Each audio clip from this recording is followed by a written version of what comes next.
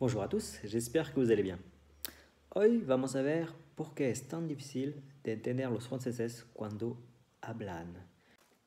Si tienes un maestro particular, estoy seguro que entiendes todo lo que dice, pues al menos cuando habla despacito. Pero si escuchas una radio francesa, estoy seguro que no entienden nada de nada en principio, nada. ¿Por qué? Pues vamos a ver en este video. Obviamente hay la velocidad, hay la dificultad del idioma, hay sonidos que no existen en su idioma, por ejemplo las nasales un, en, un, pero para mí todo eso es importante. Pero la dificultad más grande es la diferencia entre el francés escrito que ustedes aprenden y el francés hablado. No solamente los franceses comen letras cuando hablan, pero también hay las liaisons, les liaisons en francés. Primer ejemplo, la negación. La negación, ¿cómo se hace? Cuando aprendes francés, sabes que hay dos palabras que es alrededor del verbo. Antes del verbo la palabra ne, después del verbo la palabra pas. Y todo eso, ne, verbo, pas, es la negación. Si el verbo es vocal, la palabra primera es n apóstrofe. ¿Okay? Por ejemplo, je n'aime pas le poisson. Je n'aime pas le poisson. Pero en el francés hablado no se dice este ne o n apóstrofe. Por ejemplo, se dice j'aime pas le poisson. J'aime pas le poisson. Je n'aime pas le poisson es la frase normal. J'aime pas le poisson es el francés hablado. El segundo ejemplo es la elisión. La elisión, elision en francés, es l'apóstrofe que ponemos cuando hay un vocal después en algunas palabras, principalmente en el je, pronombre personal de la primera persona del singular, je, que se convierte en j apóstrofe antes de un verbo con vocal. O después, por ejemplo, que es QU apóstrofe cuando hay un vocal, por ejemplo, en la pregunta ¿qu'est-ce que? ¿Ok? Pero esta elisión finalmente en el francés hablado, pues la ponemos en todo lado casi. Entonces es francés escrito, lo que es correcto, es decir, j'ai trois enfants, j'ai trois enfants.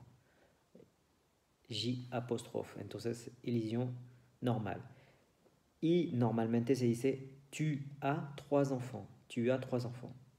Pero en francés hablado, t'as trois enfants, t'as trois enfants. T apóstrofe, que normalmente no se escribe. Pero se dice, t'as trois enfants. Con el pronombre vous también, vous êtes d'accord? Vous êtes d'accord? En lugar de decir vous êtes d'accord, vous êtes d'accord. Aquí elisión con liaison también. Entonces que el alumno español, vous êtes d'accord? Z-A-E-T, ¿qué es esta palabra? Vous êtes d'accord. Vous êtes d'accord. Ah, ok. También, hablando de pregunta, con la pregunta ¿qué es que tu manges? ¿Ok? ¿Qué comes? ¿Qué estás comiendo? ¿Qu'est-ce que tu manges?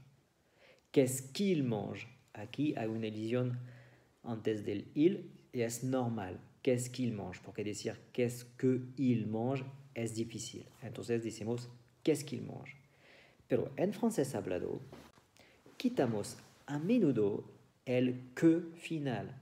En lugar de decir qu'est-ce que tu manges, decimos qu'est-ce que tu manges, qu'est-ce que tu manges, qu'est-ce que tu fais. En lugar de decir qu'est-ce que tu fais, qu'est-ce que tu fais.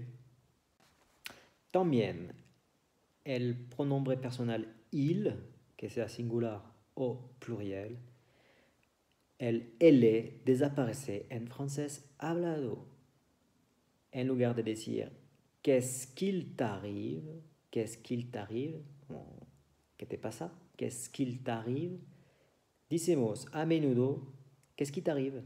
¿Qué qui t'arrive? Imagine eso en la cabeza de un alumno, ¿qué qui t'arrive? Como lo escribe en su cabeza, ¿qué qui t'arrive? qu'est-ce qu'il t'arrive es correcto. Qu'est-ce qui t'arrive se dice en francés hablado. También en lugar de decir ils arrivent demain, ellos llegan mañana, ils arrivent demain. Ils arrivent demain, ils arrivent demain. Entonces, el il, pronombre personal de la tercera del plurial que significa ellos, il, ILS, se convierte en una I y con la liaison una Z para decir ils arrivent demain. Quinto ejemplo, le il de il y a que significa hay, il desaparece en el francés hablado. Il y a une place pour toi. Il y a une place pour toi. Il y a une place pour toi. En francés hablado, il y a une place pour toi. En lugar de decir, il y a une place pour toi, que es, hay un lugar para ti, il y a une place pour toi. Último ejemplo del francés hablado, la conjunción de sonidos que hacemos cuando usamos el pronombre personal je, para decir je suis ou je sais. Je suis, soy o estoy, y je sais es sé, ¿ok? En español. Y en lugar de decir je suis, decimos suis, como H-U-I-S, suis, ou che, ouais, che, en lugar de decir je sais, o je ne sais pas, bah, je sais pas, je sais pas, je sais pas, ok? Je ne sais pas, je sais pas, je sais pas. Entonces en francés hablado hay también niveles.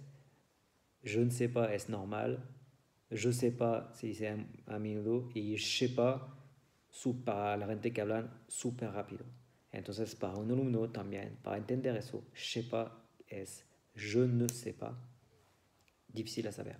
Para acabar este video voy a dar algunos ejemplos de francés escrito y después cómo se dice en francés hablado para ver esta diferencia que puede ser muy difícil para los estudiantes. Premier exemple, français écrit, français escrito. Je crois que tu ne comprends pas ce que je suis en train de dire. Je crois que tu ne comprends pas ce que je suis en train de dire. Creo que no entiendes lo que estoy diciendo. En el francés hablado es je crois que tu comprends pas ce que je suis en train de dire. Wow. Además, lo he dicho muy rápido. Je crois que tu comprends pas ce que je suis en train de dire. Je crois que tu comprends pas ce que je suis en train de dire. En lugar de decir, je crois que tu ne comprends pas ce que je suis en train de dire. Hicimos una elisión con un consonante que normalmente no se hace. Je crois que tu comprends pas, quitamos la ne, que tu comprends pas ce que, con elisión, que normalmente no se hace aquí, ce que je suis, en lugar de decir je suis en train de dire. Je crois que tu comprends pas ce que je suis en train de dire. Segundo ejemplo, segunda oración. Tu aimes la cuisine italienne? Il y a un bon restaurant en bas de la rue. Tu aimes la cuisine italienne? Il y a un bon restaurant en bas de la rue. ¿Te gusta la cocina italiana? Hay un buen restaurante abajo de la calle. Pero en el francés hablado se dice t'aimes la cuisine italienne? Il y a un bon resto en bas de la rue. T'aimes la cuisine italienne? Il y a un bon resto en bas de la rue. Ok? En lugar de decir tu aimes, t'aimes la cuisine italienne. En lugar de decir il y a un bon resto. Vamos a decir restaurant, vamos a hacer el diminutivo, resto. En bas de la rue, es normal, en bas de la rue, de el apóstrofe rue. Ponemos elisión en todo lado, comemos letras, es la dificultad del francés hablado. Y último ejemplo, con la frase vous avez tort de ne pas essayer. Vous avez tort de ne pas essayer. Pues no tiene razón de no probar. Vous avez tort de ne pas essayer. En francés hablado, vous avez tort de ne pas essayer. Vous avez tort de ne pas essayer. Ok, el vous avez se pone avez y de ne pas essayer, quitamos la ne, de pas essayer. avez tort de pas essayer. Entonces, con todo eso, el francés hablado, con las letras que se comen, la elisión que agregamos, hablamos súper rápido y es difícil de entender cuando aprendimos la idioma francesa. El maestro de francés en clase no hace todo eso, no habla con el francés hablado, hace el esfuerzo de hablar, pues primero despacito, obviamente, pero también no come las palabras. Entonces es más fácil de entender su maestro, pero es más difícil de escuchar realmente un français hablar. Mon conseil est donc d'écouter le plus possible les gens parler français à la radio, sur Internet, vos connaissances, mes vidéos par exemple, pour vous habituer à la langue française parlée en el francés hablado. Évidemment, dans les apprentissages de langue, nous faisons l'effort de bien parler.